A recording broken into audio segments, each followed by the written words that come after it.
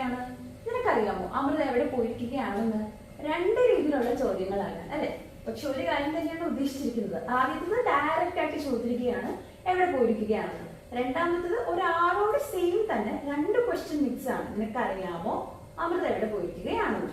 അപ്പൊ നമ്മൾ എപ്പോഴും തെറ്റിക്കാറുണ്ട് ഇങ്ങനത്തെ ഉള്ളത് വരുമ്പോൾ. സെയിം തന്നെ ഇത് തന്നെ നമ്മൾ ഇങ്ങോട്ട് കോപ്പി ചെയ്യും. പക്ഷെ ഡിഫറൻസ് ഉണ്ട്. നമുക്ക് നോക്കാം. ഫസ്റ്റ് വൺ, അമൃത എവിടെ പോയിരിക്കുകയാണ്. അപ്പൊ ആ ആള് നമ്മൾ പറഞ്ഞ സബ്ജക്റ്റ് പോയിട്ട് തിരിച്ചെത്തിയിട്ടില്ല.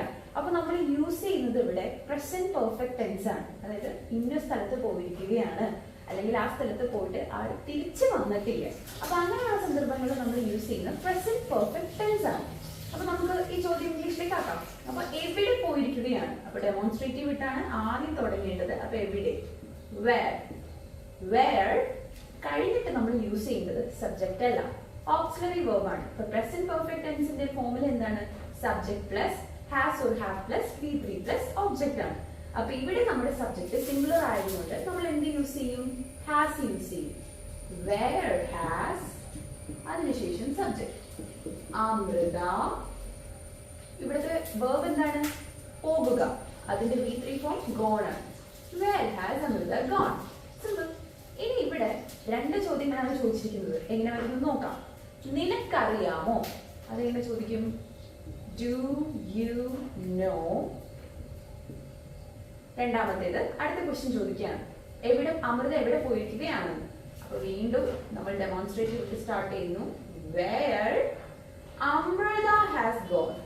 വേർ ഹാസ് അമൃത ഗോൺ അല്ല, വേർ അമൃത ഹാസ് ഗോൺ. കണ്ടോ വ്യത്യാസം? കണ്ടോ? ഇവിടെ നമ്മൾ ഡയറക്റ്റ് സിമ്പിൾ ക്വസ്റ്റ്യൻ ചോദിക്കുമ്പോൾ ഓക്സിലറി വേർബിന് ശേഷമാണ് സബ്ജക്ട് വന്നത്. പക്ഷെ ഇവിടെ രണ്ട് ക്വസ്റ്റ്യൻസ് മിക്സ് ആയിട്ട് ചോദിക്കുമ്പോൾ ഡു യു നോ, വേർ കഴിഞ്ഞതിന് ശേഷം സബ്ജക്ട് ആണ് ഇട്ടിരിക്കുന്നത്. So there is a slight difference between these two questions. ഇനി വേറൊരു എക്സാമ്പിൾ നോക്കിയാലോ? നമുക്കിനി അടുത്ത രണ്ട് എക്സാമ്പിളിലേക്ക് പോയാലോ?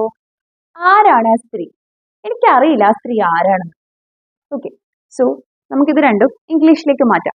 ആരാണ് ആ സ്ത്രീ? Who is that woman? Who is that woman? അത് സിമ്പിൾ ആയിട്ട് നമുക്ക് മാറ്റാൻ പറ്റും.